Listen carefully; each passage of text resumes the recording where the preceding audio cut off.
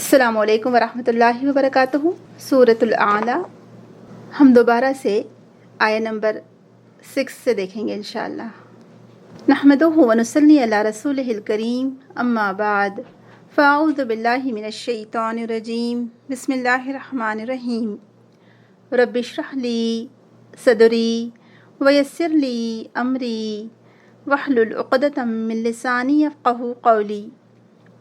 अल्लाहुम्मा अरिनल हक़्क़ हक़्क़न वरज़ुक़ना इत्तिबाअ व अरिनल बातिला बातिलन वरज़ुक़ना इज्तिनाबा। आमीन या रब्बल आलमीन।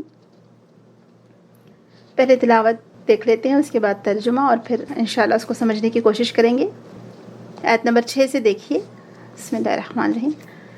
सनुक़रिउका फ़ला तंसा इल्ला मा शाअ अल्लाह इन्नहु यअलमुल जहरा व मा यख़फ़ा व नुयस्सिरुका लिल-युस्रा फ़ज़क्किर इन नफ़अतिज़ ज़िक्रा सयज़्ज़क्करु मन यख़शा व यतजन्नबुहल अशक़ा अल्लज़ी यस्लन नारल कुबरा सुम्मा ला यमूतु फ़ीहा व ला यहया क़द अफ़लह मन तज़क्का व ज़करा अस्म रब्बिही फ़सल्ला बल तु'सिरूनल हयातद दुनिया वल आखिरतु खैरुन व अबक़ा इन्न हाज़ा लफ़िस सुहुफ़िल ऊला सुहुफ़ि इब्राहीम व मूसा। तर्जुमा देख लीजिए। अनक़रीब हम पढ़ाएंगे आपको क़ुरआन, बस नहीं भूलेंगे आप सिवाय उसके जो अल्लाह ताला चाहे। बिलाशुबा वो जानता है ज़ाहिर को और उसको जो छुपा हुआ है, और हम तौफ़ीक देंगे आपको आसान रास्ते की, बस आप नसीहत कीजिए। अगर नफ़ा दे नसीहत, ज़रूर नसीहत हासिल करेगा वो जो डरता है, और दूर रहेगा उससे बदबख्त वो जो दाखिल होगा बहुत बड़ी आग में, फिर न मरेगा वो उसमें और न जिएगा। तहकीक फलाह पा गया वो शख्स जो पाक हुआ और उसने याद किया नाम अपने रब का, फिर नमाज पढ़ी। बल्कि तुम तरजीह देते हो हयात दुनिया को, जबकि आखिरत बेहतर है और ज़्यादा पायदार है।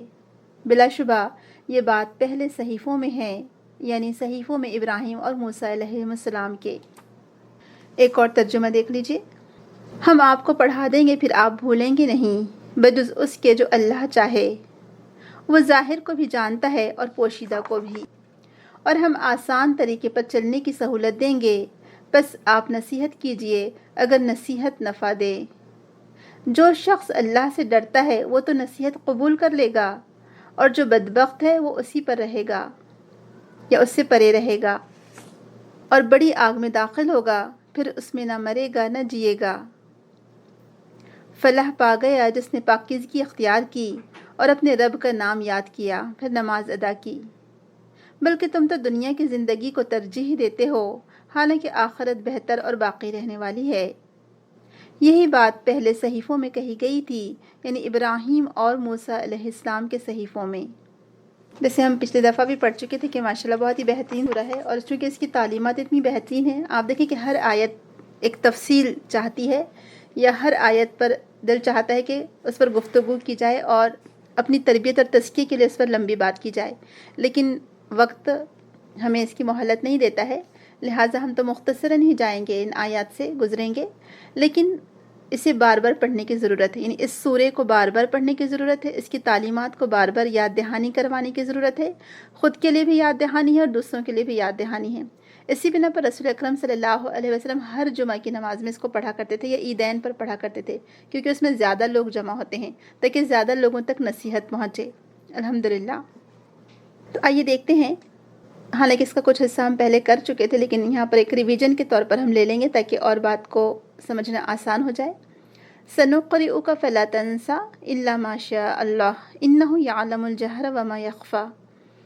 अनक़रीब हम पढ़वा देंगे आपको, फिर आप उसको ना भूलेंगे मगर ये कि जो अल्लाह ताला चाहे, और वो ज़ाहिर को भी जानता है और पोशीदा को भी। यानी क्यों अल्लाह ताला ने कोई चीज़ आपको भुलवाई या कोई चीज़ आपको क्यों याद रखवाई, यानी क़ुरआन की आयत ही क्यों ना हो, वो कोई हुक्म ही क्यों ना हो, नासिख़ व मनसूख़ हो, या चाहे वो वही जली हो चाहे वो वही ख़फ़ी हो, जो भी अहकामात नाजिल हुए थे, जो भी क़ुरआन नाजिल हो रहा था, अल्लाह सुब्हानहू व तआला یہاں ارشاد فرما رہے ہیں کہ اس کا پڑھوا دینا، اس کو یاد کروا دینا، اس کو حفظ کروا دینا ہماری ذمہ داری ہے۔ جیسے کہ آپ سے پچھلی دفعہ بھی کہا گیا تھا کہ رسول اکرم صلی اللہ علیہ وسلم الفاظ کو پڑھنے پر زیادہ توجہ دیتے تھے، کیونکہ آپ کو یہ خوف لاحق تھا کہ کہیں آپ بھول نہ جائیں اس کو، تو لہٰذا اللہ تعالیٰ نے آپ کو منع فرما دیا اور فرمایا کہ اس کو یاد ہم کروا دیں گے اور آپ کے دل میں محفوظ بھی ہم کروا دیں گے، اور پھر آپ اس کو نہیں بھولیں گے۔ اور اسی بنا پر آپ دیکھیں کہ رسول اکرم صلی اللہ علیہ وسلم ہر سال جبریل امین کے ساتھ قرآن کا دور کیا کرتے تھے۔ اس سے ایک ترتیب بھی پتہ چل جاتی تھی کہ قرآن کی اصل ترتیب کیا ہے، حالانکہ نزول کے اعتبار سے ترتیب کچھ اور تھی، لیکن قرآن میں جو ترتیب رکھی گئی ہے قرآن کی، جیسے پہلے سورہ فاتحہ ہے، پھر سورہ بقرہ ہے، پھر آل عمران، پھر نساء اور پھر مائدہ۔ یہ ترکیب اس کو توقیفی کہتے ہیں، توقیفی، تے واو 2 نقطے والا قاف، یہ فے، یہ توقیفی مطلب یہ اللہ تعالیٰ ہی کی طرف سے آپ کو الہام کیا گیا تھا، اللہ تعالیٰ ہی کی طرف سے آپ کو وحی کی گئی کہ قرآن کریم کی ترتیب اس طرح سے رکھی جائے، اس کو پھر اسی طرح سے پڑھا جائے۔ الحمدللہ پھر جو احکامات نازل ہوئے تھے، کچھ احکامات پہلے جو تھے بعد میں اس کو ختم کر دیا گیا، اور یہ بھی اللہ تعالیٰ ہی کی طرف سے ہوا۔ جیسے کہ آپ کو بتایا گیا تھا کہ علی رضی اللہ عنہ واحد صحابی تھے جب سورہ مجادلہ میں یہ بات نازل ہوئی کہ رسول اللہ سے کوئی بات نہ کرے تنہائی میں، اور اگر بات کرنا ہی ہے تو پہلے صدقہ دے، اس کے بعد آپ سے تنہائی میں گفتگو کرے۔ تو اب یہ حکم تو سب کے لیے بہت مشکل تھا کہ رسول اکرم سے بعض اوقات ضرورت پیش آتی تھی نا بات کرنے کی، لیکن یہ ان لوگوں کے لیے تھا اصل میں جو بلا وجہ رسول اکرم کو تکلیف دیتے تھے، تو ان کے لیے پھر یہ حکم نازل کیا گیا، لیکن ایک مدت کے لیے تھا اور کچھ لوگوں کو سبق سکھانے کے لیے تھا۔ اور چونکہ اللہ تعالیٰ ہی کا حکم ہے، اسی کی ملکیت ہے، اسی کا سب کچھ ہے، وہ بادشاہ حقیقی ہے، وہ جو چاہے نازل کرے، جو چاہے اپنے نازل کردہ چیز میں سے اٹھا لے، ہٹا لے۔ اب جیسے دیکھیں میں اور آپ کچھ لکھتے ہیں نوٹ بک پر، یا ہم اپنے کچھ خیالات لکھتے ہیں، کچھ ہمیں لیکچر کی تیاری کرنی ہے یا کچھ ہمیں آرٹیکل بھیجنا ہے، سمجھے، جب ہم لکھتے رہتے ہیں تو آپ نے دیکھا ہوگا کہ بعض اوقات جب ہم دوبارہ پڑھتے ہیں تو ہم کو لگتا ہے کہ نہیں، یہ تو چیز، یہ جملہ اس کی بجائے یہ آنا چاہیے تھا، یا یہ اس کی بجائے ہم یہ لکھ سکتے تھے۔ ہم تو انسان ہیں، ہم سے تو بہت ساری غلطیاں ہو سکتی ہیں، اور ہم کو خود بعض اوقات ایک چیز ایسی لگتی ہے کہ ٹھیک ہے آج سے 10 سال پہلے اس کی ضرورت تھی، اب آج 10 سال کے بعد اس کی ضرورت نہیں ہے۔ تو اللہ سبحانہ تعالیٰ اس کو تو سب کچھ علم ہے، اللہ تعالیٰ کی جو لوح محفوظ ہے، اللہ تعالیٰ نے سب سے پہلے قلم کو حکم دیا کہ لکھ۔ قلم نے پوچھا کہ کیا لکھا جائے، اللہ تعالیٰ نے فرمایا کہ تقدیر لکھی جائے، جو کچھ ازل سے لے کر ابد تک ہونے والا ہے دنیا میں وہ سب لکھا جائے، اور وہ سب کچھ لکھ دیا گیا، اور وہ لوح محفوظ میں سب تھے الحمدللہ۔ اللہ تعالیٰ کو پہلے سے پتہ ہوتا ہے کہ ایون آپ سوچیں کہ کوئی پتا کب گرتا ہے اس کی بھی اسے خبر ہے، سبحان اللہ۔ آپ سوچیں کیسا ہے ہمارا وہ مالک اور خالق۔ تو جو احکامات نازل کرنے تھے، کیونکہ کچھ لوگ اعتراضات کرتے ہیں کہ اچھا جب اللہ تعالیٰ کو معلوم ہی تھا کہ یہ حکم کو منسوخ کرنا ہے تو پھر اس کو نازل کیوں کیا؟ نعوذ باللہ، یہ اللہ تعالیٰ پر بہت بڑی جرت ہوگی بات کرنے کی۔ ہمیں ہر حال میں سمعنا واتانا کہنا چاہیے۔ اللہ تعالیٰ کا حکم تھا، اللہ تعالیٰ کی مرضی تھی جو اس نے نازل کیا، اب اللہ تعالیٰ کی حکمت کا تقاضا یہ تھا کہ اس کی ضرورت باقی نہیں رہی، تو لہٰذا وہ حکم کو ہٹا دیا گیا۔ تو یہ جو ناسخ و منسوخ کا علم ہے، یعنی آیت نمبر 7 میں دراصل ناسخ و منسوخ کا ہمیں بتایا گیا ہے، اور آیت نمبر 6 میں یہ بات بتائی گئی ہے کہ رسول اکرم پر جو بھی وحی نازل ہوئی تھی آپ اس کو بھولیں گے نہیں، اس کو پڑھوا دینا اور اس کو جمع کروا دینا، اس کو حفظ کروا دینا، یہ اللہ تعالیٰ نے اپنے ذمہ لیا تھا اور وہ آپ کے دل میں محفوظ رہا الحمدللہ۔ ہاں، وہی چیز رسول اکرم سے بھلائی گئی، یعنی اسی کی تلاوت منسوخ ہوئی جو اللہ تعالیٰ نے چاہا، الا ماشاء اللہ، ادروائز ساری چیزیں رسول اکرم کو یاد رہیں الحمدللہ۔ پھر وَنُيَسِّرُكَ لِلْيُسْرَىٰ آیت نمبر 8، اس میں اللہ تعالیٰ فرما رہا ہے کہ ہم آپ کو آسان راستے پر چلنے کی سہولت دیں گے۔ سبحان اللہ، یہ آیت بھی ہمیں اتنی ایک خوشی دیتی ہے، ایک سکون دیتی ہے کہ الحمدللہ ہماری شریعت کتنی آسان ہے۔ شریعت کے معنی ہی ہے پانی والا راستہ، یعنی پانی کا پنگھٹ جو ہوتا ہے اس کے لیے عربی زبان میں شریعت کا لفظ استعمال کیا جاتا ہے۔ تو سبحان اللہ، اللہ تعالیٰ نے ہمارے لیے اتنی آسان شریعت نازل فرمائی، اللہ تعالیٰ نے دین کا راستہ ہمارے لیے اتنا آسان فرما دیا، یا اس پر چلنا اتنا آسان فرما دیا کہ ہر کوئی چل سکتا ہے، بڑا، بوڑھا، بچہ، جوان، ینگ ایج والا ہو یا مڈل ایج والا ہو یا پھر ایجڈ ہو، کوئی بھی، الحمدللہ سب کے لیے سہل اور آسان شریعت ہے ہماری۔ پھر یہ بھی آپ دیکھیں کہ ہر دور کے لیے ہے۔ اسٹون ایج تھا جب پرانا زمانہ تھا، آج سے 1400 سال پہلا پرانا زمانہ رہا ہو، آج سے 10,000 سال پرانا زمانہ رہا ہو، 700 سال پرانا زمانہ، یا آج جس دور میں ہم جی رہے ہیں آج کا دور، اور آگے پتہ نہیں قیامت کب آئے گی، اور قیامت تک کے لیے اور پتہ نہیں کتنا عرصہ باقی ہے، 100 سال گزر جائیں، 200، 1000 سال گزر جائیں، اس کے بعد قیامت ہے، واللہ عالم۔ تو یہ آگے آنے والے قیامت تک کے لیے راستہ آسان ہی رہے گا شریعت کا۔ تو وَنُيَسِّرُكَ لِلْيُسْرَىٰ، ہم آسان طریقے پر چلنے کی سہولت دیں گے۔ اور جیسے کہ چونکہ پریزنٹیشن آپ لوگوں نے دیکھا ہی ہوگا اور اس میں بتایا گیا تھا کہ اس کے کئی معنی الحمدللہ مفسرین نے بتائے ہیں. اللہ تعالیٰ ہمارے مفسرین کو جزائے خیر دے.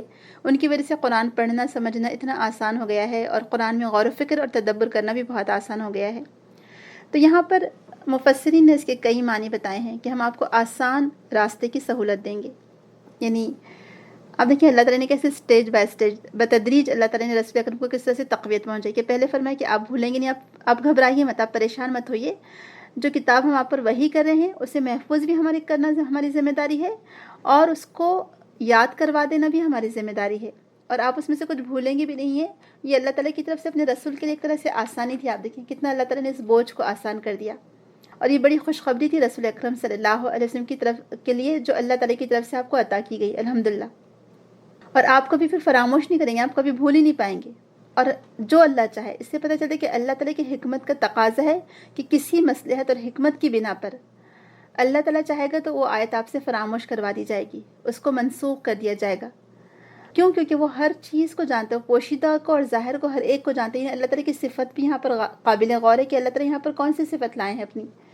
سبحان اللہ, اللہ تعالیٰ فرما رہا ہے کہ وہ ہر چیز جانتا ہے. انہ یعلم الجہر وما یخفی, وہ چھپے کو بھی جانتا ہے, وہ کھلے کو بھی جانتا ہے.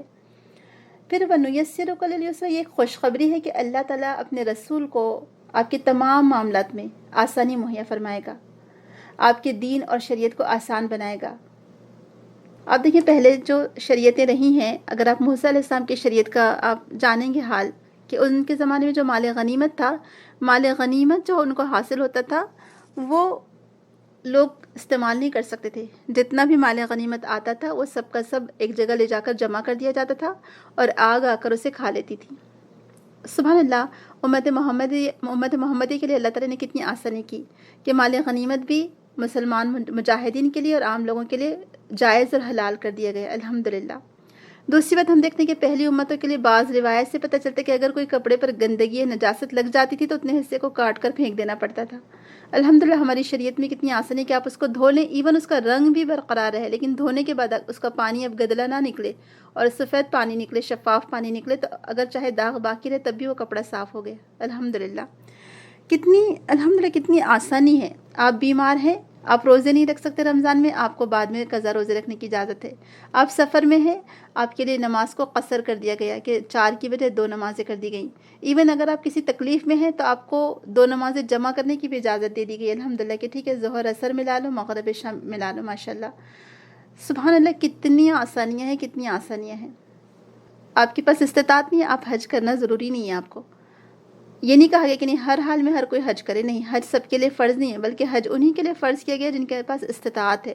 تو سبحان اللہ, آپ دیکھیں کتنی آسانی ہے ہمارے لیے. تو اللہ تعالیٰ نے فرمایا کہ ہم آپ کو آسان راستے کی سہولت دیں گے, آپ کے تمام معاملات میں آسانی پیدا کر دیں گے, شریعت کو آپ کے لیے آسان بنا دیں گے الحمدللہ.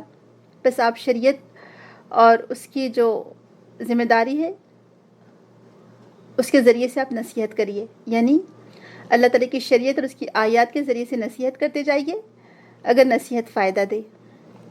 تو یہاں پر جو اس کے بارے میں مفسرین کی آرا ہے کہ پہلا اس کا معنی یہ ہے, وَنُيَسِّرُكَ لِلْيُسْرَى کا معنی یہ ہے, پہلا معنی کہ آپ کو بغیر کسی تکلیف اور سہولت کے ساتھ قرآن یاد رہے گا, یعنی رسول اکرم صلی اللہ علیہ وسلم کو.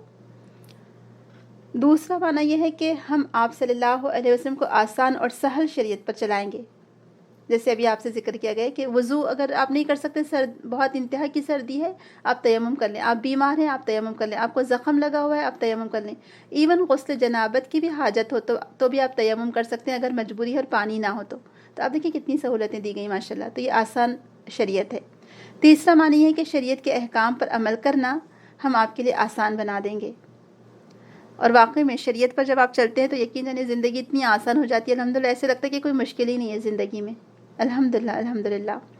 چوتھا معنی یہ ہے کہ اسلام کے راستے سے ہم تمام رکاوٹوں کو دور کر دیں گے اور آپ کو کامیابی کے راستے پر گامزن کر دیں گے, یا آپ کے لیے آسان کر دیں گے.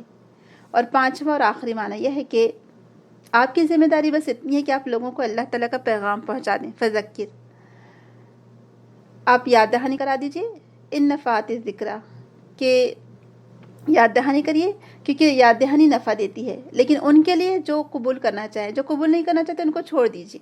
جو نہیں سننا چاہتے ان کو ان کے حال پر چھوڑ دیجیے، وہ اپنا نقصان خود اٹھا رہے ہیں۔ تو آپ دیکھیں کہ آپ اللہ تعالیٰ کا پیغام آپ پہنچا دیں، اس سے آگے کسی مشکل میں پڑنا، زور زبردستی لوگوں کو اسلام کی طرف راغب کرنا یا لانا آپ کی ذمہ داری نہیں ہے، اے نبی صلی اللہ علیہ وسلم۔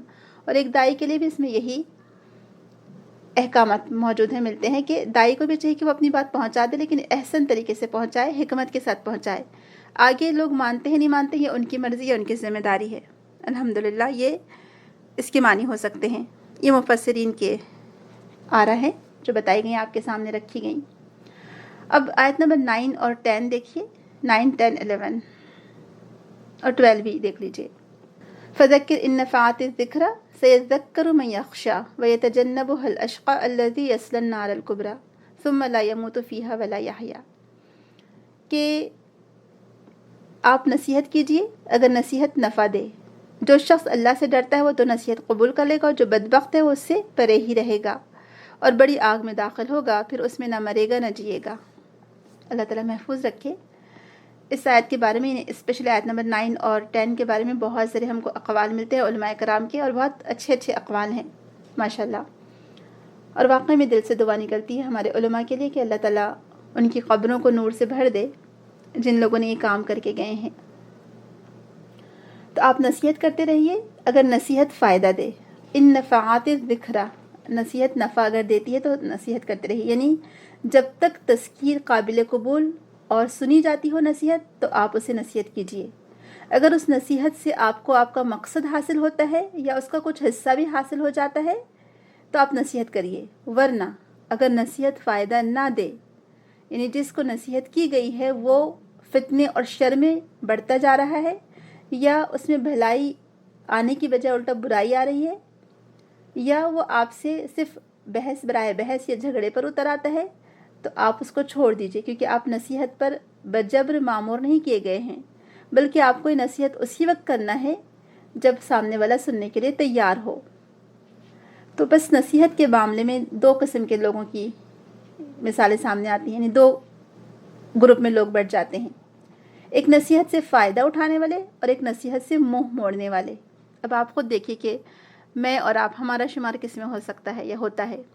ہم خود اپنا احتساب کر سکتے ہیں کہ کیا میں نصیحت کو سننے والوں میں شامل ہوں یا نصیحت سے منہ موڑنے والوں میں شامل ہوں۔ اگر کہیں کبھی میری کوئی اصلاح کرتا ہے یا کبھی کہیں کوئی مجھے اپنی برائیاں بتاتا ہے تو کیا میں اسے سن کر اس پر غور کر کے اسے کم کرنے کی کوشش کرتی ہوں یا میں پھر اس پر اڑی رہتی ہوں اور ڈٹی رہتی ہوں۔ تو یہاں مجھے خود ہی سوچنا پڑے گا اور مجھے خود ہی دیکھنا پڑے گا کہ آیا نصیحت مجھے نفع دے رہی ہے یا نہیں نفع دے رہی، یا اگر میں کسی کو نصیحت کرتی ہوں تو سامنے والے کو وہ نصیحت فائدہ دے رہی ہے نہیں دے رہی ہے، اور اس کے لیے خیر خواہی ہونا بہت زیادہ ضروری ہے۔ جب تک ہمارے دلوں میں خیر خواہی کا جذبہ نہیں ہوگا نصیحت نافع نہیں ہو سکتی۔ اور خیر خواہی ہونے کے علاوہ بھی، اس کے باوجود بھی ہم دیکھتے ہیں کہ بعض اوقات سامنے والا نہیں سنتا ہے، تو پھر اس کا مطلب ہے کہ سامنے والے کے دل میں ہٹ دھرمی ہے، ضد ہے، بغض ہے یا اناد ہے۔ تو پھر ایسے لوگوں کے لیے دعا کر کے ہٹ جانا چاہیے خاموشی سے۔ جیسے آپ کو لاسٹ ٹائم بھی بتایا گیا تھا نا کہ مذہبی بحث میں نے کی ہی نہیں، فالتو عقل مجھ میں تھی ہی نہیں والا معاملہ آپ رویہ اختیار کریں کہ بلا وجہ کے بحث و مباحثے میں نہ الجھیں، آرگیو نہ کریں، کیونکہ آرگیو سے الٹا معاملہ بگڑتا چلا جاتا ہے، سدھرتا نہیں ہے۔ کچھ لوگ بحث برائے بحث کرتے ہیں، تو ایسے لوگوں کو چھوڑ دینا چاہیے۔ تو یہاں کہا جا رہا ہے کہ نصیحت ماننے والے ہوتے ہیں اور نصیحت نہ ماننے والے ہوتے ہیں۔ تو جو فائدہ اٹھانے والے ہیں تو اللہ تعالیٰ نے ان کا جو ذکر کیا ہے، سَيَذَّكَّرُ مَن يَخْشَىٰ، جو ڈرتا ہے اللہ تعالیٰ سے وہ نصیحت ضرور حاصل کرے گا۔ جس کے اندر اللہ تعالیٰ کا ڈر ہوگا، تقویٰ ہوگا، خشیت ہوگی جس کے اندر اللہ تعالیٰ کی، وہ ضرور نصیحت سے فائدہ اٹھائے گا، کیونکہ اللہ تعالیٰ کا خوف اور عمل کی جزا اور سزا انسان کو نیکیوں کی طرف راغب کر دیتے ہیں، نیکیوں کی طرف متوجہ کر دیتے ہیں۔ جب انسان کو اس بات کا احساس ہوتا ہے کہ مجھے میرے ہر عمل کا بدلہ ملے گا، چاہے میں اچھا کام کروں چاہے برا کام کروں، اچھا کروں گا تو اچھا بدلہ ملے گا، برا کروں گا تو برا بدلہ ملے گا، تو یہ چیز انسان کو برے کاموں سے روکتی ہے اور نیکی کی طرف اکساتی ہے۔ تو بہرحال اللہ تعالیٰ تو ہر چیز پر قادر ہے، لیکن بندے کو یہ ساری چیزیں اسی وقت فائدہ دے گی جب اس کو یہ ساری باتوں کی معرفت ہوگی، علم ہوگا، اور اسی وقت انسان تمام برے کاموں سے باز رہنے کی کوشش کرتا ہے جب اس کو معلوم ہے کہ مجھے اس کی سزا ملے گی۔ جب انسان اپنا محاسبہ کرے، احتساب کرے کہ اچھا اللہ تعالیٰ کون سے کاموں کو پسند کرتا ہے، اللہ تعالیٰ کون سے کاموں کو ناپسند کرتا ہے، کن کاموں کے کرنے سے میرے خود کے حق میں بھلائی ہے، نفع ہے، اور کن کاموں کے کرنے سے میرے خود کے حق میں نقصان ہے، تو انسان پھر کیا کرے گا؟ وہی کام کے لیے دوڑ دھوپ کرے گا، وہی کام کے لیے صحیح اور کوشش کرے گا جو اس کو فائدہ دیں گے۔ اب دیکھیں ہم دنیا میں کیا کرتے ہیں، جب کہیں سیل لگی ہوتی ہے، کہیں پر ڈسکاؤنٹ لگا ہوتا ہے تو کیسے بھاگے دوڑے چلے جاتے ہیں نا ہم لوگ کہ اچھا فلاں جگہ سیل لگی ہے۔ ایون فون کر کر کے اپنے دوستوں کو بھی بتاتے رہتے کہ دیکھو 2 دن کا ہی سیل ہے، فلاں جگہ جا کر لے لو تاکہ فائدہ ہو جائے۔ تو جب ہم کو پتہ چلے گا کہ آخرت یعنی نیک کام کرنے سے آخرت میں ہمارا بھلا ہے، فائدہ ہے، اور وہی ہماری ابدی زندگی ہے، تو ہم ضرور وہ کام کے لیے بھاگیں گے، دوڑیں گے۔ لیکن جب ہم کو پتہ ہی نہیں ہوگا یا ہم بھلائی اور برائی میں تمیز ہی نہیں کریں گے تو بھلا ہم کیسے بھاگے دوڑیں گے اس کے لیے، نیک کاموں کے لیے؟ تو بہرحال نصیحت انہیں کو فائدہ دیتی ہے جو اللہ تعالیٰ سے ڈرتا ہے اور جو خشیت اختیار کرتا ہے، تقویٰ ہو جس کے اندر رہے۔ وہ لوگ جو نصیحت سے فائدہ نہیں اٹھاتے تو اللہ تعالیٰ نے ان کا جو ذکر کیا ہے وہ بھی آپ دیکھ لیجیے، قابل غور ہے۔ وَيَتَجَنَّبُهَا الْأَشْقَى الَّذِي يَصْلَى النَّارَ الْكُبْرَى، جو بدبخت ہے وہی اس نصیحت سے اعراض برتے گا، جو بدبخت ہے وہی اس سے پہلو تہی کرے گا، جو بڑی آگ میں داخل ہوگا، اور یہ بھڑکائی ہوئی آگ ہے جو دلوں سے لپٹ جائے گی، جہاں پھر وہ نہ مرے گا، ثم لا يموت فيها ولا يحيا، نہ مرے گا نہ جیے گا، یعنی اس کو ایسا دردناک عذاب دیا جائے گا جس سے اس کو کوئی نہ راحت نہ سکون ملے گی، بلکہ وہ موت کی تمنا کریں گے مگر موت بھی نہیں آئے گی ان کو۔ سوچیے ذرا، نہ ان کو موت آئے گی کہ مر جائیں، نہ جہنم کا عذاب ان سے ہلکا کیا جائے گا۔ تو جیسے کسی شاعر نے کہا تھا نا کہ اب تو گھبرا کے یہ کہتے ہیں کہ مر جائیں گے، مر کے بھی چین نہ پائے تو کدھر جائیں گے والا معاملہ ہے کہ جہنم میں موت بھی نہیں آئے گی۔ انسان موت کو یاد کرے گا لیکن موت نہیں آئے گی۔ تو بہرحال اس کے بارے میں ہم دیکھتے ہیں تذکیر۔ ابن تیمیہ رحمہ اللہ کہتے ہیں کہ تذکیر مکمل اسی وقت ہو سکتی ہے جب آپ کو وہ محبوب ہو اور آپ کو اس کی طلب بھی ہو، اور جب اس کے ذریعے سے ڈرایا جائے تو یعنی جو چیز سے ڈرایا جا رہا ہے اس سے دور رہا جائے، یعنی جس چیز سے بچنے کے لیے کہا جا رہا ہے تو اس سے بچا جائے۔ اور یہاں پر ایکچولی تذکیر اسی وقت فائدہ دے گی جب اس میں تاثیر ہو، اس میں اثر ہو۔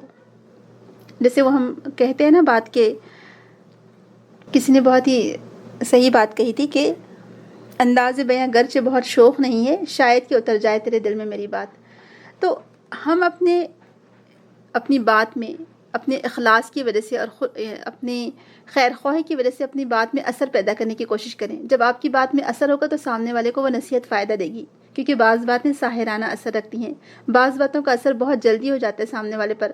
آپ کی کوئی ایک بات سن کر ہو سکتا ہے کوئی نیکی کی طرف قدم بڑھا لے اور وہ چیز آپ کے لیے بھی صدقہ جاریہ بن جائے ماشاءاللہ۔ تو یہاں پر ایکچولی دیکھا جائے تو طالب علم کو ایک طرح سے ادب کرنا بھی سکھایا جا رہا ہے کہ طالب علم کو چاہیے کہ وہ علم کا ادب کرے، کہ جب اس کو نصیحت کی جا رہی ہو کسی بات کی تو وہ نصیحت کو ضرور قبول کرے۔ یہ ایک ادب ہے علم کا اصل میں۔ اور علی رضی اللہ عنہ کہتے ہیں کہ لوگوں کو اپنے فہم اور استطاعت کے مطابق علم دو، یعنی جب تم نصیحت کرو تو تم لوگوں کا لیول دیکھو اصل میں کہ ان کا ذہنی لیول کیا ہے۔ کیا تم یہ چاہتے ہو کہ لوگ اللہ اور اس کے رسول کی تکذیب کر دیں یا کریں؟ یعنی اگر تم ان کے فہم سے اوپر کی بات کرو گے، جو ان کے ذہنی لیول ہے اس سے اوپر کی بات کرو گے تو وہ تو دین سے متنفر ہو جائیں گے، اور نعوذ باللہ ہو سکتا ہے اللہ تعالیٰ اور اس کے رسول سے ایک طرح سے وہ متنفر ہو جائیں۔ تو بعض اوقات لوگ کیا کرتے ہیں، کچھ لوگوں کی عادت ہوتی ہے کہ ایک عام طبقہ ہے، یعنی آپ کے مخاطب ایسا طبقہ ہے سمجھے جو ہو سکتا ہے دیہاتوں میں کھیتوں میں کام کرنے والی خواتین ہوں، جو روزانہ کپاس چننے کے لیے یا کھیتوں میں کام کرنے کے لیے جاتی ہوں۔ وہاں جا کر آپ بڑے بڑے الفاظ کے ڈھیکلے استعمال کریں گے، فصیح الفاظ استعمال کریں گے، ایسی اردو استعمال کریں گے یا انگلش کے الفاظ استعمال کریں گے، تو کیا وہ دیہاتی خواتین جو کھیتوں میں کام کرنے والی ہیں وہ آپ کی بات کو سمجھ سکیں گی؟ وہ تو ان کے اوپر سے گزر جائے گا۔ تو لہٰذا لوگوں کا ذہنی لیول دیکھ کر بات کی جائے، جب تذکیر کی جائے، یاد دہانی کروائی جائے، کسی کو کوئی یعنی تقریر کریں، آپ کسی کو درس دیں، نصیحت کریں، تو آپ لوگوں کو دیکھیں کہ لوگ کس ماحول سے تعلق رکھتے ہیں، کہاں کے رہنے والے ہیں، ان کی ذہنی استعداد کیا ہے، یعنی ان کی جو استطاعت ہے سننے کی، یا ان کے اندر جو بھی کوالٹیز ہیں کہ پڑھا لکھا طبقہ ہے، آپ کو اس حساب سے مثالیں دینی پڑے گی۔ اگر مڈل کلاس طبقہ ہے ان کو اس حساب سے مثالیں دینی پڑے گی، کوئی گھریلو خواتین ہیں ان کو مثالیں اس حساب سے دینی پڑے گی، اگر کہیں جاب کرنے والی خواتین ہیں ان کو اس حساب سے آپ کو مثالیں دینی پڑے گی، لڑکیوں سے آپ مخاطب ہیں آپ ان کی سوچ کو سامنے رکھ کر ان کو واعظ و نصیحت کریں گے، بوڑھی خواتین ہیں ان کے ایج کو اور ان کی سوچ کو سامنے رکھ کر آپ ان کو مخاطب کریں گے یا ان کو نصیحت کریں گے۔ تو اسی لیے علی رضی اللہ عنہ نے کہا تھا کہ لوگوں سے جب بات کرو تو ان کے فہم اور استطاعت کے مطابق ان کو علم دو۔ کیا تم یہ چاہتے کہ لوگوں کو اللہ اور اس کے رسول سے متنفر کر دو یا وہ تکذیب کریں اللہ تعالیٰ کی، نعوذ باللہ۔ پھر ابن مسعود رضی اللہ عنہ کا کہنا ہے کہ ابن مسعود رضی اللہ عنہ کہتے ہیں کہ تم لوگوں کو جب کوئی بات پہنچاؤ یا لوگوں کو تبلیغ کرو تو ان کے عقل کے لیول کے مطابق بات یہ گفتگو ہونی چاہیے، ورنہ تم بعض لوگوں کو فتنے میں ڈال دو گے۔ اور واقعی میں ایسا ہوتا ہے کہ یعنی اب دیکھیں کہ جیسے ایک چھوٹی سی مثال یہاں دی جا رہی کہ جو پہلے زمانے میں فرقے تھے، ہو سکتا ہے آپ لوگوں میں سے کچھ ایسے لوگ ہوں جو بھی علم کی بہت گہرائی تک نہ گئے ہوں، جیسے ہم لوگ ہماری حدیث صحیح بخاری کی جو کلاس ہے اس میں اس کو ہم نے ڈسکس کیا تھا، کیونکہ امام بخاری نے جب صحیح بخاری لکھی تھی تو بہت سارے فرقے جو اس وقت پیدا ہوئے تھے، نئے فرقے تھے جو عقل پرست فرقے تھے، ان کا رد کیا اس میں، اور انہوں نے کتاب الایمان میں بہت ساری احادیث کو لا کر معتزلہ، جہمیہ اور بھی بہت سارے مرجیہ فرقہ ان کا رد کیا، قدریہ فرقہ۔ لیکن اب یہ جو قدریہ، جہمیہ، مرجیہ ہے، ہو سکتا ہے آپ لوگوں میں سے بھی کسی کو یہ فرقوں کے نام معلوم نہ ہو، اور جو عام خواتین ہوں گی جنہوں نے دین کا بھی کچھ علم حاصل ہی نہیں کیا ہے ان کو بھی نہیں معلوم ہوگا۔ تو اب یہ جو باتیں ہیں، یعنی اس طرح کی باتیں جن کا عقیدہ ہی بگڑ چکا تھا، اور اس کی بنا پر ان لوگوں نے بہت ساری چیزوں کا انکار کر دیا کچھ لوگوں نے، اور اسلام سے خارج ہو گئے وہ لوگ، تو ایسے لوگوں کی باتیں آپ عام لوگوں میں نہیں کر سکتے۔ ابھی عام لوگوں کو آپ کس طرح سے بات کریں گے؟ ان کو ان کے لیول کے حساب سے اللہ تعالیٰ کا تعارف کروائیں گے، اللہ تعالیٰ کی محبت ان کے دلوں میں پیدا کریں گے، حلال اور حرام کے بارے میں بتائیں گے، اللہ کے رسول کی اطاعت کا جذبہ ان کے اندر پیدا کریں گے، یہ چیزیں ہیں۔ تو یہاں علی رضی اللہ عنہ اور ابن مسعود رضی اللہ عنہ کا جو جملہ ہے وہ قابل غور ہے۔ دوسری بات یہاں پر ایک اور ہم دیکھتے ہیں، کسی عالم کا قول ہے کہ تذکیر وہیں کی جائے جہاں وہ نفع دے، جہاں لوگ اس کا ادب کرتے ہوں۔ علم کو نشر کرنے میں ادب کو ملحوظ رکھا جائے، یعنی اگر آپ کسی ایسی جگہ علم پھیلا رہے ہیں جہاں وہ لوگ اس کو لینا ہی نہیں چاہ رہے ہیں، یا آپ کے ساتھ بدتمیزی کرے تو ایکچولی یہ علم کی بے ادبی ہوگی، یہ علم کی ویلیو کو کم کرنا اور گھٹانا ہوگا۔ پھر ایک اور چیز ہم دیکھتے ہیں کہ یاد دہانی اگر آپ کروا رہے ہیں تو وہ مکمل ہونی چاہیے۔ جب آپ نصیحت کرنا چاہتے ہیں تو جو چیز پسندیدہ ہے اسے یاد رکھا جائے، جو ناپسندیدہ ہو اس کو چھوڑ دیا جائے۔ پھر بعض علماء کہتے ہیں کہ یعنی پیچھے جو آسان شریعت کی بات آئی تھی یا آسانی کی بات آئی تھی، تو تذکیر میں بھی آسانی کو ملحوظ رکھا جائے۔ تو کون سی آسانی کو؟ یعنی آپ کے جو اقوال ہے یا جو آپ کے افعال ہیں وہ خیر پر مبنی ہوں، جو بات بھی کی جائے وہ عدل والی ہو، سچی بات ہو، سیدھی اور صاف اور واضح بات ہو، جو آپ لوگوں کو صراط مستقیم پر لے جانے کے لیے کر رہے ہوں۔ اور اس قرآن میں تو چونکہ یہ تو ذکر ہے اصل میں نا، اس میں یہ قرآن دراصل ہر قسم کے ٹیڑھ سے پاک ہے، ہر قسم کی کجی سے پاک ہے۔ ابن کثیر رحمہ اللہ کہتے ہیں جب آپ تذکیر کر رہے ہیں تو اس میں ایسی تذکیر ہونا چاہیے جیسے قرآن کا انداز ہے، کہ قرآن میں آپ دیکھیں کوئی کجی نہیں ہے، کوئی ٹیڑھ نہیں ہے، الحمدللہ بہت آسانی سے بات کو واضح کر دیا گیا اور سمجھا دیا گیا ہے۔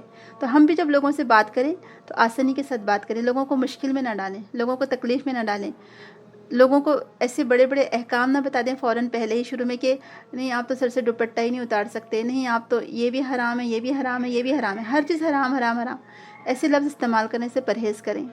مجھے تو اتنا ڈر لگتا ہے کبھی بھی حرام اور حلال کا لفظ استعمال کرنے سے، ہم اس سے کوئی یعنی ہم پتہ نہیں ڈائریکٹ حرام پر کیوں چلے جاتے ہیں، اس سے نیچے کا کوئی لفظ ہم کو یاد ہی نہیں آتا ہے۔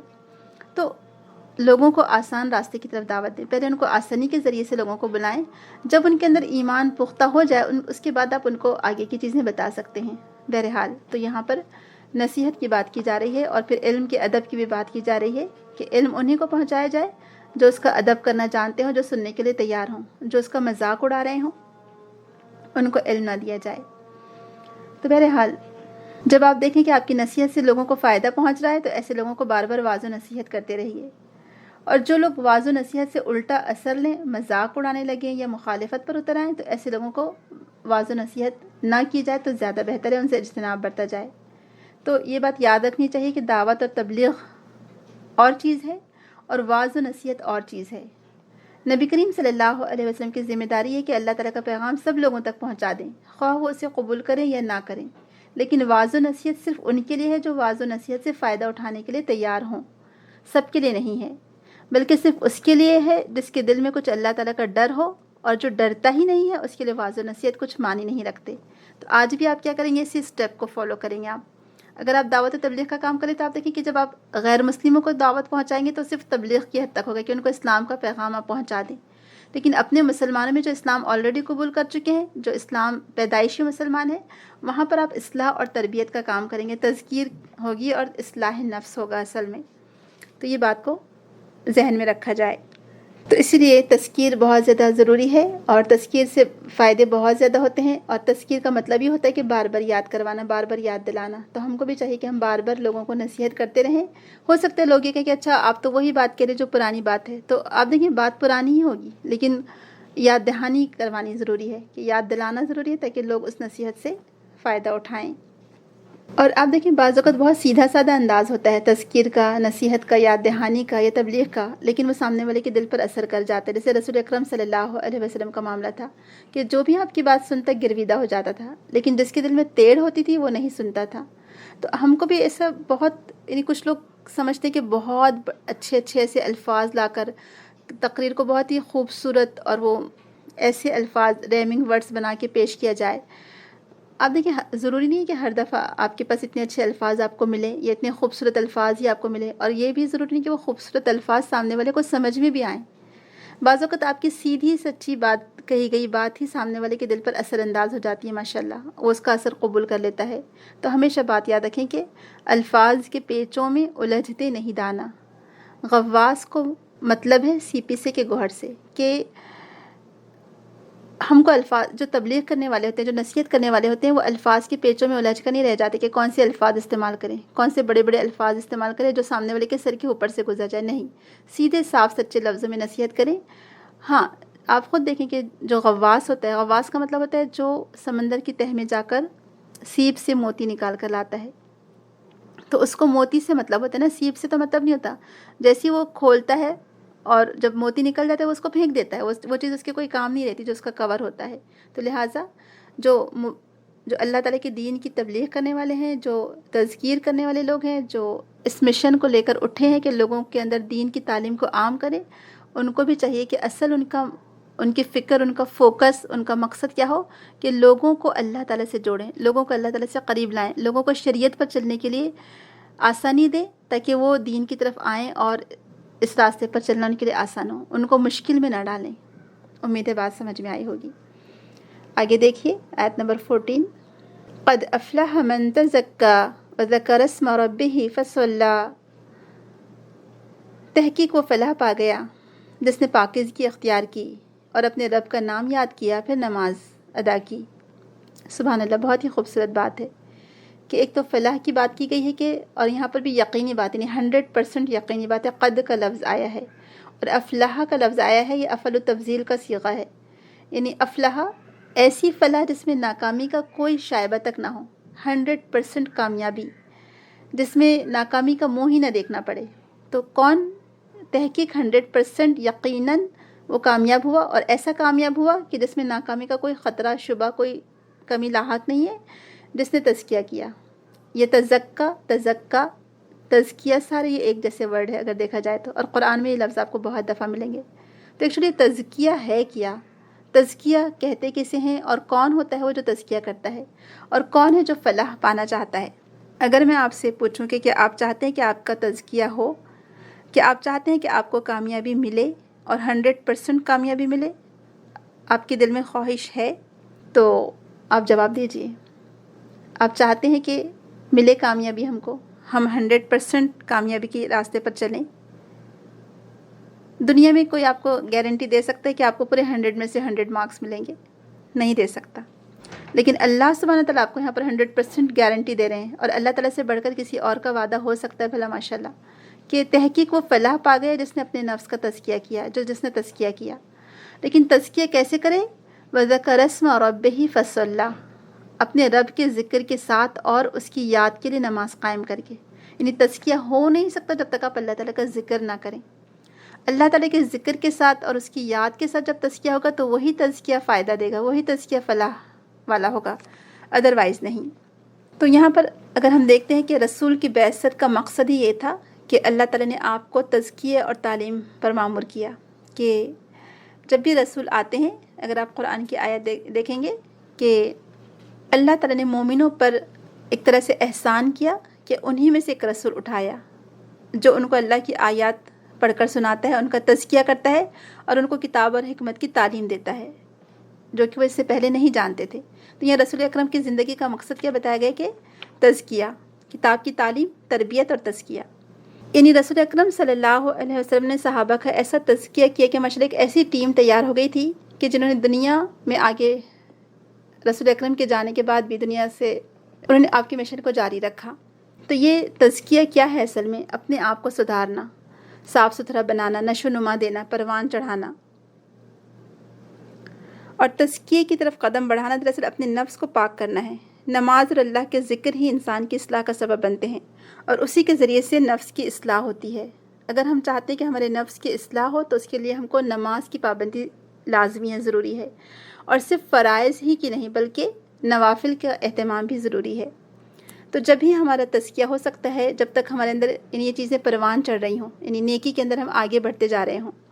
اور علماء کرام نے اس کے اصطلاحی معنی بتائیں کہ نفس کو غلط رجحانات سے موڑ کر نیکی کی طرف لانا، اللہ کے مرضی کے راستے پر ڈالنا اور درجے کمال تک پہنچانا، یہ ہے اصطلاحی معنی تزکیے کے۔ لفظی معنی تو کیا ہوئے؟ صاف ستھرا بنانا، نشو نما دینا، نشو نما مطلب گروتھ، پروان چڑھانا، اور اصطلاحی معنی کہ نفس کو غلط رجحانات سے، غلط خیالات سے موڑ کر نیکی کی طرف لانا، اللہ کی مرضی کے راستے پر ڈالنا اور درجے کمال تک پہنچانا۔ یعنی نفس کے اندر جو غلط خیالات اور رجحانات ہیں، جو دل میں آ رہے ہیں خیالات، اس سے نفس کو پاک کرتے چلے جانا۔ سبحان اللہ۔ تو اب دیکھیں کہ اللہ تعالیٰ نے انسان کے اندر نیکی اور بدی دونوں الہام کر دی ہے۔ نفس کا ذکر قرآن میں بار بار آیا ہے۔ اب یہ نفس کو اگر آپ پاکیزہ بنا لیتے ہیں، اس کو صاف ستھرا کر دیتے ہیں تو الحمدللہ نفس آپ کا کامیابی کی طرف جا رہا ہے۔ لیکن اگر آپ نے نفس کو کھلا چھوڑ دیا تو پھر یہی نفس آپ کا الہ بن جاتا ہے جو آپ کو سیدھا کھائی میں پہنچا دیتا ہے، ہوا، خواہشات نفس کی پیروی۔ اب قد افلح من تزکیٰ، تزکیے کی طرف قدم بڑھانا ہی دراصل اپنی اصلاح کی کوشش کرنا ہے۔ ابن عاشور رحمہ اللہ کہتے ہیں کہ اللہ تعالیٰ کے ذکر ہی سے یا اللہ تعالیٰ کی یاد کے لیے نماز قائم کر کے ہی تزکیہ کیا جا سکتا ہے، اور یہی عمل زیادہ قابل قبول اور پسندیدہ ہے۔ یعنی سارا کا سارا تزکیہ اسی سے حاصل ہوگا، یعنی اللہ کے ذکر سے اور اللہ کی یاد سے، یعنی نماز سے۔ باقی اس کے لیے پھر آپ اور مزید کوشش کرتے چلے جائیں گے۔ تو نفس کی جب اصلاح ہوتی ہے، یہ نفس جب ہدایت پاتا ہے تو اس ہدایت کی وجہ سے، نفس کے تزکیے کی وجہ سے اس کا دل روشن ہو جاتا ہے، اس کے اندر سے ایک نور پھوٹنے لگتا ہے، اس کا یہ نیکی پر آگے بڑھنا یا نیک عمل کرنا اور اپنے اندر سے برائیوں کو نکالنا اس کے دل کو منور کر دیتا ہے۔ یعنی جب وحی کی روشنی انسان کے دل پر پڑتی ہے اور پھر اس وحی کی روشنی میں وہ اپنا تزکیہ کرتا ہے تو اس روشنی کی وجہ سے اس کا چہار سو روشن ہو جاتا ہے، اس کا ارد گرد کا ماحول روشن ہو جاتا ہے۔ پھر اس ہدایت کی روشنی سے وہ خود اپنے دل کو بھی منور کرتا ہے اور دوسروں کو بھی فائدہ پہنچاتا ہے ماشاءاللہ، کیونکہ اس کے ارد گرد کا ماحول بھی روشن ہو جاتا ہے۔ تو اگر ہم چاہتے ہیں کہ ہمارے اعمال قبول ہونے کا عمل یا نیکیاں ہماری قبول ہوں تو اس کے لیے پھر ہم کو اپنے تزکیے کی ضرورت ہے۔ جب انسان اپنے رب کے نام کے ساتھ اپنا تزکیہ کرتا ہے تو اس کی اللہ تعالیٰ اس کو یہ صلاحیت بھی دیتا ہے اور اللہ تعالیٰ اس کی نیکی کو قبول بھی فرماتا ہے اور اس کو نیکی کرنے کی مزید اللہ تعالیٰ توفیق بھی دیتا چلا جاتا ہے، پھر وہ نیکیوں کے راستے میں آگے بڑھتا چلا جاتا ہے۔ تو آپ دیکھیں تزکیہ کتنا ضروری ہے۔ تو یہاں پر وہ جس نے اپنے آپ کو کفر اور شرک اور غلط عقیدے سے، فساد سے بچایا، غلط اخلاق سے بچایا، جو اخلاق کے رذیلہ ہوتے ہیں، یعنی برے اخلاق سے پاک کر لیا، وہ کامیاب ہو گیا۔ یعنی اگر اس آیت کو عام مفہوم میں لیا جائے تو زیادہ مناسب یہ ہے کہ یعنی جو شخص اپنے نفس کو پاکیزہ بنا لے، پھر اللہ کو زبان سے بھی یاد کرتا رہے اور دل میں بھی یاد رکھے، اور پھر بار بار اس کی تاکید کے لیے وہ نماز بھی پڑھے اور اس کی تائید بھی کرتا رہے، یعنی وہ اللہ تعالیٰ کا ذکر کرتا رہے، تو سمجھ لیجیے کہ اس کی زندگی سنور گئی اور کامیاب ہو گئی، اور وہ خود بھی کامیاب ہو گیا۔ اور یہاں کامیابی سے مراد دنیاوی زندگی بھی ہے اور آخرت کی زندگی بھی ہے۔ تو اللہ تعالیٰ سے دعا کریں کہ اللہ تعالیٰ ہم کو اپنا تزکیہ کرنے والا بنائیں۔ اس کی اگلی آیت میں فرمایا گیا بل تؤثرون الحیات الدنیا والآخرۃ خیر وابقیٰ ان ھذا لفی الصحف الاولی صحف ابراہیم وموسیٰ۔ بلکہ تم تو دنیا کی زندگی کو ترجیح دیتے ہو، حالانکہ آخرت بہتر اور باقی رہنے والی ہے۔ یہی بات پہلے صحیفوں میں کہی گئی تھی، یعنی ابراہیم اور موسیٰ علیہ السلام کے صحیفوں میں۔ تو تزکیے کے بعد دراصل بات کی گئی ہے دنیا کی زندگی کی۔ آپ دیکھیں، دنیا میں رہنے کے لیے تزکیہ ضروری ہے، یعنی جب انسان اپنے آپ کو اللہ تعالیٰ کے ذکر میں رنگ لیتا ہے، جب انسان اللہ تعالیٰ کے ذکر میں اپنے آپ کو کھپا دیتا ہے، یہ اللہ تعالیٰ کی مرضی کو ہی وہ مد نظر رکھتا ہے، جب اس کا قلب، اس کا دل ذکر الہی سے معمور ہو جاتا ہے اور اپنے دل کو وہ اللہ تعالیٰ کے رنگ میں رنگ لیتا ہے، تو یہی پھر نیک اعمال کا ذریعہ بنتے ہیں جن سے اللہ تعالیٰ راضی ہوتا ہے۔ پھر وہ دنیا کی زندگی کو ترجیح نہیں دیتا، بلکہ اس کے نزدیک آخرت پریفریبل ہوتی ہے، آخرت کو وہ زیادہ ترجیح دیتا ہے۔ اور خاص طور سے آپ دیکھیں کہ جو نماز ہے وہ ایمان کی دراصل دیکھا جائے تو کسوٹی ہے یا میزان ہے، اسی سے پتہ چلتا ہے کہ انسان مومن ہے یا کافر ہے۔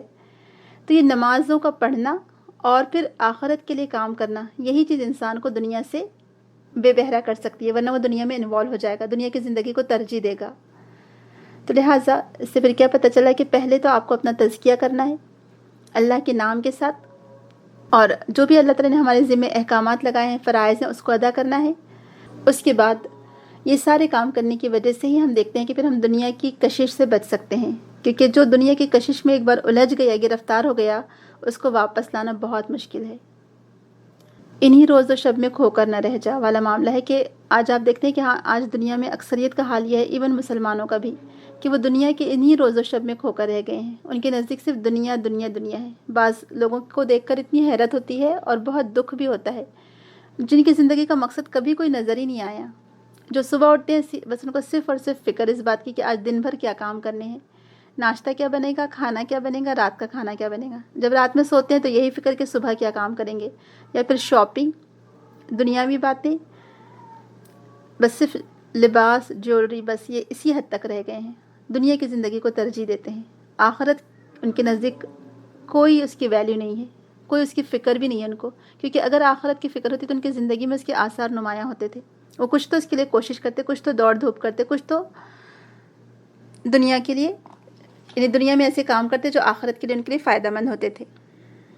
لیکن ہم دیکھتے ہیں کہ کچھ لوگوں کی زندگی صرف دنیا کے لیے گزر رہی ہے، نہ وہ اپنا تزکیہ کرتے ہیں، نہ ان کو اپنے تزکیے کی فکر ہے، اور جو لوگ تزکیہ کرتے ہیں ان کا جو ان کو نصیحت کرتے ہیں، یاد دہانی کرتے ہیں، الٹا وہ برا بھلا کہتے ہیں اور کہتے ہیں کہ اپنی نصیحت اپنے پاس رکھو، ہم ایسے ہی بھلے، کہتے ہیں کہ بس زیادہ باتیں نہ ہم کو سناؤ، بس یہ اپنی نصیحتیں اپنے پاس رکھو۔ ایسے لوگ اتنے غافل اور بے پرواہ ہیں کہ ان کو احساس بھی نہیں ہوتا۔ آپ دیکھیں کہ جب ایک انسان اس طرح سے زندگی گزارے گا، جیسے سورے میں بتایا گیا ہے کہ جو نصیحت کو یاد رکھے گا، کیونکہ نصیحت انہی کو فائدہ دیتی ہے جو اس سے فائدہ اٹھاتا ہے، جس کے دل میں کچھ طلب اور تڑپ ہوگی، تو جو تزکیہ کرتا رہے گا، اپنا نصیحت کو یاد رکھے گا، اپنے دل کے اندر سے برائیوں کو نکالے گا اور بھلائیوں کو اپنے اندر پروان چڑھائے گا، وہی دنیا کی کشش سے پیچھے رہ سکتا ہے، ادروائز وہ بھی دنیا میں انوالو ہو جائے گا۔ اور یہ جو تزکیہ اس وقت ہوتا ہے جب دل کے اندر سے ہوتا ہے تزکیہ، یعنی تزکیے کا اصل مقام دل ہے اصل میں۔ کیونکہ آپ دیکھیے، دنیا چاہنے کے لیے بھی دل ہی کی خواہشات ہوتی ہیں اور آخرت چاہنے کے لیے بھی دل کی ہی خواہشات ہوتی ہیں۔ جب تک دل نہیں سدھر جاتا، ہمارا جسم دل ہی کے تابع رہتا ہے اصل میں، تو جب دل اگر بدل جاتا ہے تو پھر دنیا بدل جاتی ہے ہماری۔ تو آخرت کو ترجیح کون دے گا؟ جس کا دل پاک اور صاف ہو گیا، جس کے دل کا تزکیہ ہو گیا ہو۔ اور دنیا کو ترجیح کون دے گا؟ جس کے دل میں دنیا کی محبت اور کشش کوٹ کوٹ کر بھر دی گئی ہو۔ تو بہرحال علامہ آلوسی کہتے ہیں، بل تؤثرون الحیات الدنیا کا جو مطلب ہے کہ دنیا کے لیے ایثار اور قربانی دی جائے، جو بھی کچھ کیا جائے صرف دنیا کے لیے کیا جائے، اسی پر مطمئن رہا جائے، اسی پر راضی رہا جائے، آخرت سے مکمل طور پر غفلت برتی جائے یا اعراض برتا جائے، یہ ہے تؤثرون الحیات الدنیا۔ اللہ تعالیٰ محفوظ رکھے۔ بعض اوقات یہ آیت پڑھ کر ڈر بھی لگتا ہے اور ایسے لگتا ہے کہ کہیں اللہ نہ کرے ہم بھی تو دنیا میں تو نہیں الجھ کر رہ گئے۔ اور آج آپ دیکھیں کہ ہم تزکیہ کرنے کی کوشش ہی نہیں کرتے۔ اگر آپ دیکھیں تو تزکیہ کیا ہے؟ ایکچولی ایک گروتھ ہے۔ ہم کو روزانہ اپنا محاسبہ کرنا ہے کہ آج میں نے صبح سے لے کر رات تک کتنے ایسے نیک کام کیے جو مجھے آخرت میں میرا رینک ہائی کر رہے ہوں، یا آج صبح سے لے کر رات تک میں نے ایسے کون سے برے کام کیے جو اللہ تعالیٰ کے نزدیک میری قدر و قیمت گھٹا رہے ہوں، یا اللہ نہ کرے مجھے جہنم کی طرف لے کر جا رہے ہوں، اللہ نہ کرے۔ تو ہم کو خود کا اپنا محاسبہ کرنا ہے۔ یعنی تزکیہ ایکچولی ایک اسکیل ہے، ایک پیمانہ ہے جو آپ کو روزانہ خبر دیتا ہے، وہ ناپ کر بتاتا ہے کہ آپ کے اندر کتنی اچھائیاں آئیں یا کتنی برائیوں کو آپ نے چھوڑا، یا کتنی برائیوں کو آپ نے اپنے اندر پروان چڑھایا، ڈیولپ کیا، اور کتنی اچھائیاں کم ہوتی گئیں. کیونکہ ایسا بھی ہوتا ہے انسانوں کے ساتھ، بعض اوقات انسان پہلے اچھا ہوتا ہے لیکن اپنے ماحول اور شیطان کے بہکاوے کی وجہ سے وہ نیکیوں کو چھوڑ کر الٹا برائیاں کرنے لگتا ہے.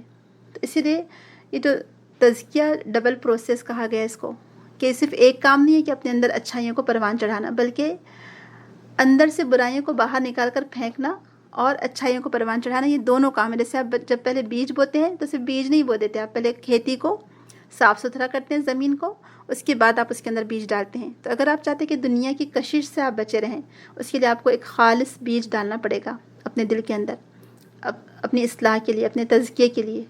اور ہمیشہ نصیحت کو اچھے سے قبول کریں، غور سے سنیں، تاکہ وہ آپ کے لیے نافع ہو، نفع بخش ہو اور آپ کو فائدہ دے. تو دنیا کی زندگی کو ترجیح دینا مطلب سارا وقت، سارا ایثار، ساری قربانیاں دنیا کے لیے دی جائے اور اسی پر راضی اور مطمئن رہا جائے اور آخرت سے غفلت برتی جائے. اور ویسے ہم سبھی جانتے کہ دنیا کیا ہے آخرت کے مقابلے میں. اللہ تعالیٰ نے قرآن میں کئی دفعہ ذکر کیا ہے کہ بس اللہ تعالیٰ مثال دیتے نا کہ جیسے کھیتی تھی لہلہاتی ہوئی ہری بھری، اب اس کے بعد کیا ہوا، وہ سوکھ جاتی ہے، پھر بالکل کوڑا کرکٹ بن جاتی ہے، بھوسا بن جاتا ہے، اس کا کوئی کام کی نہیں رہتی، پھر اس کو ہوائیں اڑائے لیے پھرتی ہیں. بس یہی دنیا کی زندگی ہے کہ بس تھوڑے دن کے لیے ہے، لیکن آخرت ہمیشہ رہنے والی ہے اور باقی رہنے والی ہے. اور دنیا کی جو مثال دی گئی ہے کہ آخرت کے مقابلے میں دنیا کی مثال ایسی ہے جیسے جب سمندر میں انگلی ڈبوئی جاتی ہے تو کتنا پانی لگ کر آتا ہے ہاتھ میں، تو بس اتنا ہی پانی جو آپ کی انگلی پر لگ کر آیا وہ دنیا ہے اصل میں. کوئی شخص اپنی انگلی سمندر میں ڈوبے اور پھر دیکھے کہ اس کی انگلی سمندر کا کتنا پانی اپنے ساتھ لائی ہے، اتنی دنیا ہے. تو آپ بتائیے کہ پھر دنیا کی زندگی کو ترجیح دی جائے یا آخرت کو قبول کیا جائے. تو بہرحال دنیا تو دیکھیں اتنی ہی ملے گی جتنی آپ کی قسمت میں لکھی ہوئی ہے، لیکن آخرت آپ کی کوشش اور جد و جہد سے ملے گی. لہٰذا آخرت کے لیے کوشش کی جائے، اللہ کی تقدیر پر راضی رہا جائے. زندگی میں ہر قسم کے حالت آ سکتے ہیں، اس پر صبر کیا جائے اور آخرت کو مد نظر رکھا جائے. اب جو سیکھنے کی باتیں ہیں، جو یاد رکھنے کی باتیں، کیونکہ ایکچولی دیکھیں نا کہ جو دنیا کی نعمتیں ختم ہو جائے گی، بھلا آخرت اور دنیا کا کیا مقابلہ. دنیا تو کچھ ہے ہی نہیں آخرت کے مقابلے میں، بہت ہی حقیر سی چیز ہے دنیا دیکھا جائے تو. تو آخرت دو وجہ سے دنیا سے بہتر ہے. ایک تو وہاں کی نعمتیں اس دنیا کی نعمتوں سے بہت زیادہ بہتر ہوں گی، دوسرے وہاں کی نعمتیں کبھی نہ ختم ہونے والی ہوں گی، لازوال ہوں گی، جبکہ دنیا کی نعمتیں فانی ہیں اور ختم ہو جائے گی. تو لہٰذا اسی چیز کو پھر ترجیح دی جائے جو ہمیشہ رہنے والی ہے اور باقی رہنے والی ہے. لیکن انسان کا حال کیا ہے کہ انسان دنیا کو مقدم رکھتا ہے آخرت کے مقابلے میں، کیونکہ دنیا دراصل دنیا دنوں سے نکلا ہے نا، مطلب سامنے والی چیز، قریب کی چیز. دنوں کے معنی ہوتے ہیں قریب ہونا، اور آخرت اخری سے جو کہ ہمارے آنکھوں سے اوجھل ہے، ابھی نظر نہیں آتی ہم کو، لہٰذا ہم اس کو چھوڑ دیتے ہیں. تو ہم کیا کرتے ہیں، جو زائل ہو جانے والی نعمتیں، ختم ہو جانے والی نعمتیں، اس کو ترجیح دیتے ہیں. حالانکہ آخرت ہر لحاظ سے دنیا سے بہتر ہے اور باقی رہنے والی ہے، کیونکہ آخرت دار الخلد اور دار البقا ہے، دنیا دار الفنا ہے. ایک عقل مند مومن عمدہ کے مقابلے میں کبھی بھی ادنا کو منتخب نہیں کر سکتا، نہ ایک گھڑی کی لذت کے لیے ابدی رنج کو خریدے گا. یعنی یہاں کے تھوڑے سے لذت اٹھانے کے لیے، یہاں کے تھوڑے سے فائدے اٹھانے کے لیے کہ وہ آخرت کا غم برداشت کر سکتا ہے، سزا کا. تو بس دنیا کی محبت اور اس کو آخرت پر ترجیح دینا ہر گناہ کی جڑ ہے اصل میں. اور یہ جو خبریں بتائی جا رہی ہیں، اصل میں اللہ تعالیٰ فرماتے ہیں کہ یہ خبریں پہلے کے لوگوں کو بھی دی گئی تھی، پہلے کے جو انبیاء تھے ان کو بھی یہ خبریں دی گئی تھیں جو تمہیں سکھائی گئی ہیں اس صورت کے اندر، یہ اس قرآن کے اندر، کہ پہلے صحیفوں میں بھی یہ بات موجود تھی. یعنی یہ خبریں، یہ باتیں، یہ نصیحتیں جو اس سورہ مبارکہ میں تمہارے سامنے پیش کی گئی ہیں، پہلے کے صحیفوں میں بھی یہی نصیحت کی گئی تھی. یعنی ابراہیم علیہ السلام اور موسیٰ علیہ السلام کے صحیفوں میں. یعنی ہم جانتے ہیں کہ یہ دونوں بھی بہت عظیم المرتبت اور جلیل القدر انبیاء ہیں، یا جن کو کہتے ہیں نا کہ اولو العزم پیغمبر. ابراہیم علیہ السلام اور موسیٰ علیہ السلام انہی میں شامل ہیں. بہت ہی شرف والے رسول ہیں، یا شرف کے حامل رسول ہیں. بس یہ تمام جو احکامات اس میں دیے گئے ہیں، جو شریعت تمہیں دی گئی ہے، یہ ساری چیزیں پہلے کے رسولوں کو بھی دی گئی تھی. یعنی آخرت کی جو باتیں ہیں، یا جو اس کے فائدے ہیں اور اس کی حاجت ہر دور کے لوگوں کو رہی ہے، تو پہلے لوگوں کو بھی نصیحت کی گئی تھی اور تمہیں بھی وہی نصیحت کی جا رہی ہے. اور بعض روایت سے پتہ چلتا ہے کہ تورات میں جو 10 کمانڈمنٹ تھے تورات کے، وہ اسی پر مبنی تھے. یہ 10 ہی تھے جو یہاں پر قد افلح میں بیان کیے گئے ہیں. بہرحال تو یہ اللہ تعالیٰ کی شریعت رہی ہے، یہ اللہ تعالیٰ کا قانون رہا ہے کہ یہ جو اچھی باتیں ہیں یہ اللہ تعالیٰ نے ہر نبی کو بھیجی تھیں، ہر نبی کے اوپر نازل کی گئی تھی یہ وحی، کہ لوگوں کو یاد دہانی کروائی جائے. تو بہرحال اس صورت کو ہم لوگ ضرور حفظ کریں جو قابل عمل نکات ہے.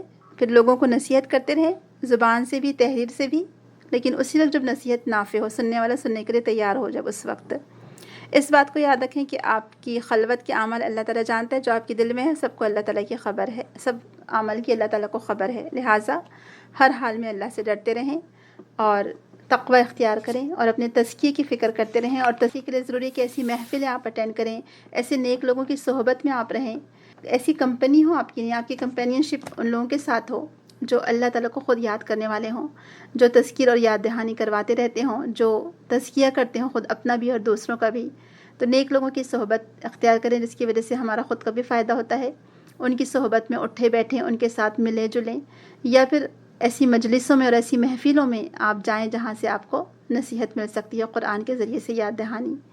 اللہ تعالیٰ مجھے اور آپ کو توفیق دے اور اس راستے میں ہم کو آگے بڑھائے. آمین.